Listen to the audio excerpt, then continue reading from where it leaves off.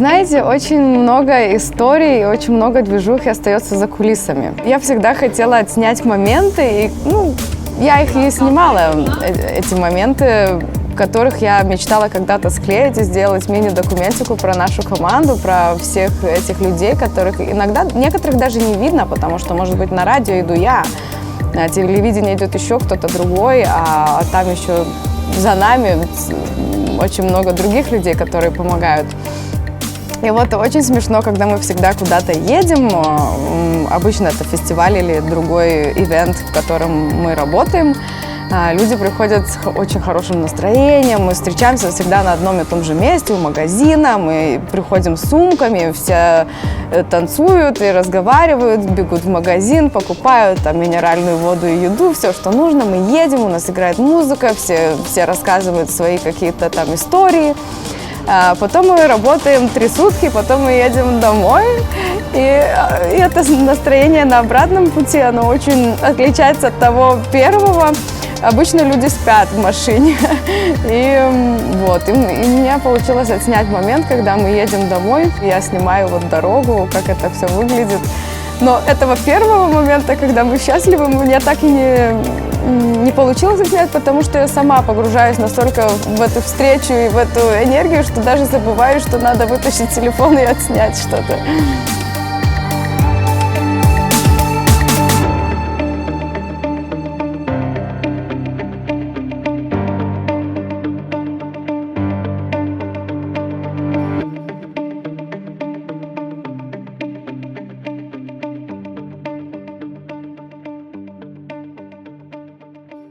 Много лет, и не только моя команда, я сама больше работала в регионе, помогала Таджикистану, Казахстану. И потом вернулась домой и поняла, что все плохо, все не так, как я представляла, что у нас дома будет лучше. И тогда был период ожиданий. Я думаю, не только в наркополитике, вообще в политике. Мы много лет сидели и ждали, пока придут эти умные молодые люди, и все изменится, и они начнут говорить о важном, и начнут менять. И эти люди не приходили. И тогда был 3-й этап, когда мы поняли, что, наверное, эти люди – это мы, и нам надо взяться за это дело самим. У молодежи нет этого умного взрослого человека, с которым молодой человек мог бы обсудить проблемы, которые ему важны, открыто и без страха. Родители еще у нас не такие, они меняются. Вот мое поколение, но у нас еще дети, 2 годика, скажем так, они еще другое поколение. Наше поколение уже разговаривает о проблемах, связанных с наркотиками, об употреблении, но не с родителями. Наши родители – это еще люди все-таки с Советского Союза, родились в Советском Союзе. А этот умный взрослый человек, он очень важен в развитии молодого человека, любого молодого человека. Поэтому люди пишут нам по Фейсбуку, люди приходят на фестивалях, и мы начинаем с темы наркотиков и вот этого ответственного употребления, а заканчиваем там вообще жизненными вопросами. Я думаю, что в Литве не было организации, работающей в наркополитике, в снижении вреда, такой организации, которая очень открыто говорила бы о проблемах, которые существуют в Литве, которые не имела бы каких-то правил, и под эти правила никогда бы не шла бы. И вот сейчас мы, молодая волна, мы появились, может, как эти такие rebels, которые не имеют прав. Мы не хотим делать так, как нам кто-то говорит. Мы хотим вместе делать какой-то продукт, и мы вместе хотим, чтобы для людей, употребляющих наркотики, было бы все хорошо, чтобы они имели бы свои права, чтобы они имели бы доступ к лечению, чтобы просто были бы сервисы снижения вреда, и не только для людей, которые употребляют инъекционные наркотики. Главная проблема в Литве в данный момент – это для молодых людей это недостаток объективной информации и недостаток умных взрослых вокруг, с которыми можно было обсуждать, что для тебя важно, открыто обсуждать. Очень большая стигма. До сих пор обучение в школах учит всему, то есть учит ни к чему.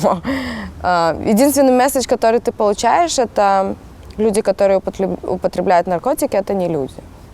Mostly government don't see like drug users as young people. They think of a different image, and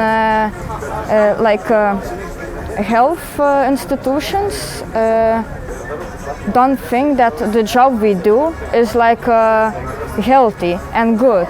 Most of them think like we do something wrong for trying to help for young people, to educate them. And I think that's the main problem, the stigma.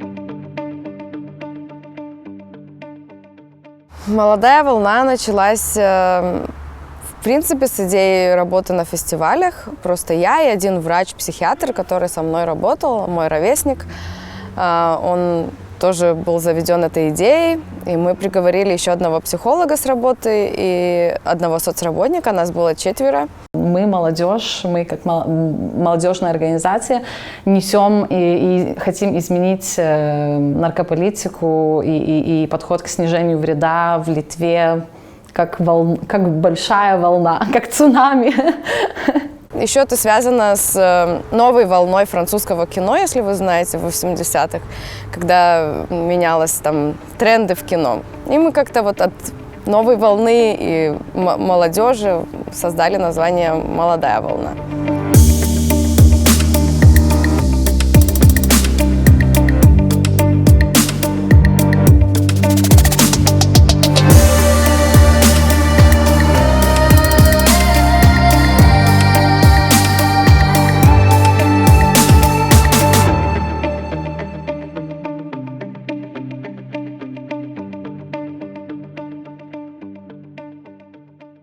В 2017 году у нас поменялся уголовный кодекс, и с административного кодекса очень много разных статей прошло в уголовный кодекс, в том числе и употребление веществ. Употребление вообще, если меня кто-то проверяет и находит какое-то вещество, это еще все равно административный кодекс, значит, я могу получить штраф, но если кто-то у меня найдет маленькое количество, большое, неважно какое количество и какого вещества, я за это уже получаю уголовное дело начинается, и как бы могу получить до 8 лет тюрьмы. Реально за маленькое количество вещества с целью продажи я могу получить до 2 лет. Наркополитика всегда была в центре всего этого. Ты не можешь давать какие-то сервисы, предлагать какие-то сервисы, не меняя обстановки в стране. Мы всегда очень хорошо работали с людьми, которые из сообщества неинъекционных наркотиков. Нам всегда важны проблемы, связанные с разными сферами, поэтому там день передозировки 31 августа, вот и в этом году будет, мы тоже всегда делали акции, потому что это для нас тоже важно. Объективной информации нет никакой, разговора об этом нет никакого. Очень много информации в интернете, слишком много. Человек должен разобраться, что правда, что неправда. И еще каждое вещество, опыт употребления, это тоже очень индивидуальные вещи. Они зависят от генетики человека, веса, гендера и так далее. Поэтому всегда каждый случай, он индивидуален, и его нужно обсуждать индивидуально. Поэтому интернет – это не ответ. И я не думаю, что молодой человек должен с вопросами обращаться к интернету. Самая главная проблема для молодых людей, которые употребляют наркотики, нету объективной информации про вещество. Молодая волна дает эту информацию, мы ищем информацию, мы переведем информацию на литовском, чтобы все могли почитать, что важно. Наркосцена очень изменилась за последние 10 лет, я так думаю, предполагаю. Сейчас очень много синтетики, и даже на фестивалях, когда мы для людей даем реагентовые тесты, мы сами их не можем тестировать, потому что если я беру вещества, это значит, что я имею вещества, если здесь будут полицейские, я могу за это сесть в тюрьму. Потому мы даем реагентовый тест для человека, он просто говорит, какое вещество он хочет употреблять или какое вещество у него есть. Мы даем тест, он идет, мы не знаем, где он, где-то тоже, где никто его не видит, делает, значит, этот анализ. И тогда приходит к нам, показывает уже тест, который показывает, как изменился цвет, и мы тогда уже делаем консультацию, информирование о рисках, о употреблении, как правильно и все остальное. И пока что сколько мы уже этим летом, 4-й будет фестиваль, но пока что не было ни одного вещества, которое было бы просто амфетамин только или MDMA только. Это очень большой риск, когда твое вещество сделано из 2 каких-то или из 3, из 4 разных веществ, включая синтетику, да, если это была бы только синтетика, мефедрон какой, да, просто мефедрон без ничего, тогда меньше рисков. Если это было бы только амфетамин, опять это меньше рисков. Но когда это микс амфетамин с мефедроном, здесь могут быть уже последствия для здоровья.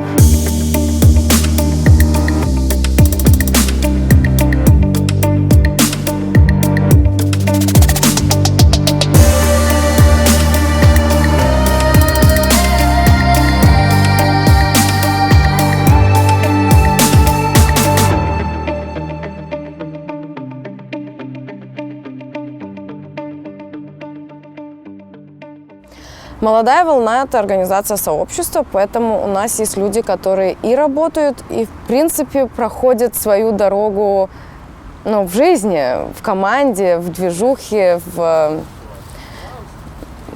достижении каких-то целей. Ты становишься не только работником или волонтером, ты становишься членом семьи. И я тоже видела, как люди, какими они пришли к нам и как они изменились за несколько лет. Очень выросли, стали такими уже ответственными. И, по-моему, эта идея, что ответственного употребления веществ, оно видно в нашей команде, какими наши люди пришли как волонтеры 2-3 года тому назад, как они стали других обучать, обучая других, ты учишься сам. Я волонтерю уже 15 лет, потому мне волонтерство это больше... Я хочу работать, но хочу делать еще что-то к этому. И так как я работаю в региональной организации, мне очень было важно, чтобы я могла бы что-то сделать для своей страны. Я не хочу только делать для всех, но хочу конкретно еще здесь что-то хорошее оставить, сделать, поменять. И поменять так, чтобы это реально помогло бы для людей, для какой-то группы людей. И, конечно, я очень люблю нашу команду «Молодой волны». Это молодые, перспективные, мотивированные, крутые люди, которые помогают мне очень развиваться и каждый раз не мотивируют. И после каждой встречи эта мотивация, просто уровень мотивации 10 тысяч. И выглядит, что нет невозможного, потому что ты знаешь, что с этими людьми ты можешь поменять все так, как ты хочешь, и с такими правилами, какие ты хочешь. Я работаю с людьми, которых я люблю. Мне важно, что молодые люди, особенно молодые люди, имеют место, куда они могут приходить и поговорить, просто откровенно поговорить. Это для меня очень важный опыт. Я лично получаю очень много от этого работы, волонтерства, скажем так. Очень много новых знакомых, очень много любви.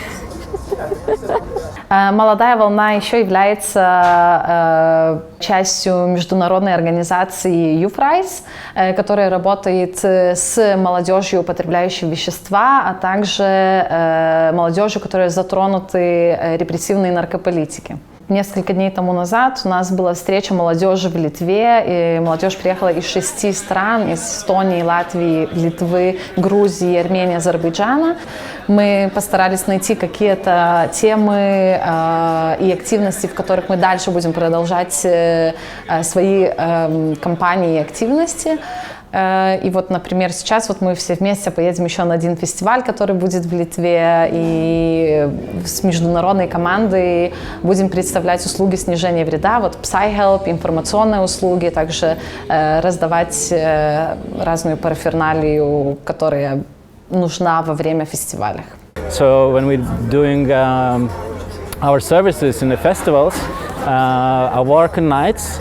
And in the daytime, when the people come and we educate them about all the questions they need to be informed, we're doing a PsyHelp, in which we're taking care of the people who didn't listen really well what we talked, and maybe they mixed substances or they took some bad substances, and so yeah, I find them in the forest and I bring them to our place, and we help them, and we're letting them out fully in their bodies and mind, and yeah, that's what I really enjoy to do, is to help people that are struggling in their psychoactive trips.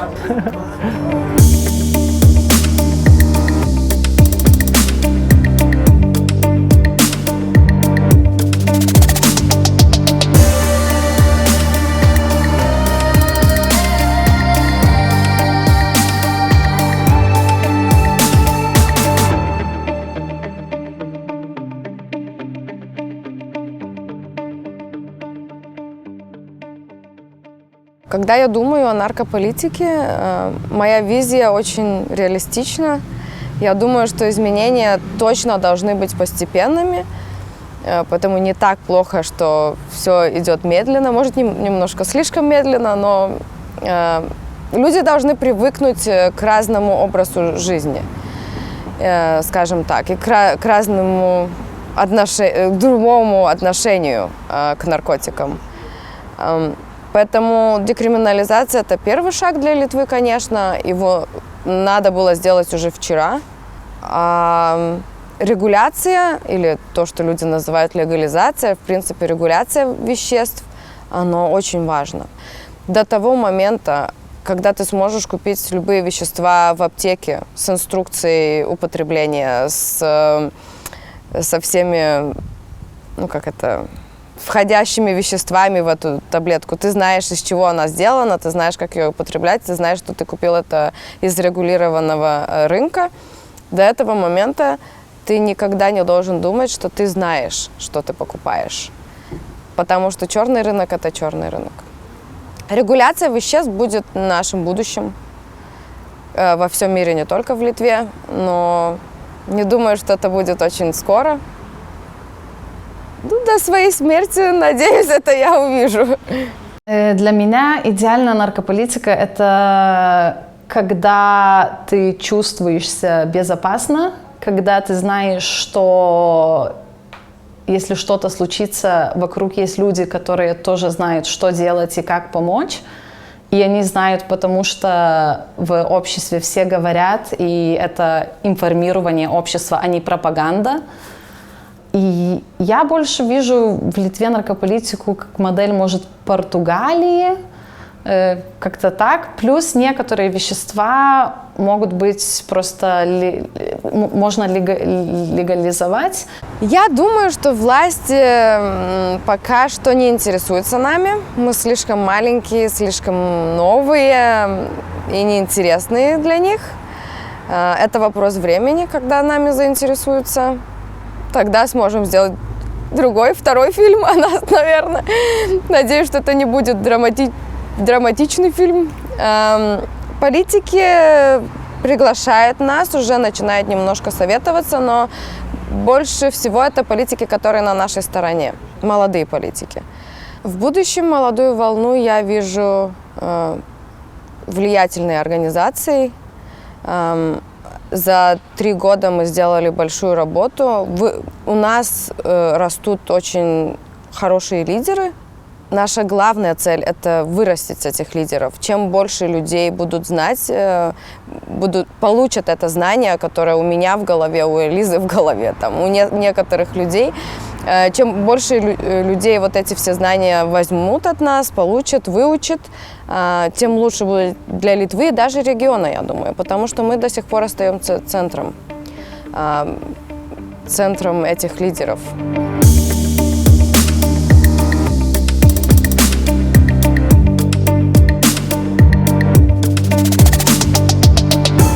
Мой главный месседж для других в регионе – это перестать ждать и начать действовать, потому что другие не сделают за вас.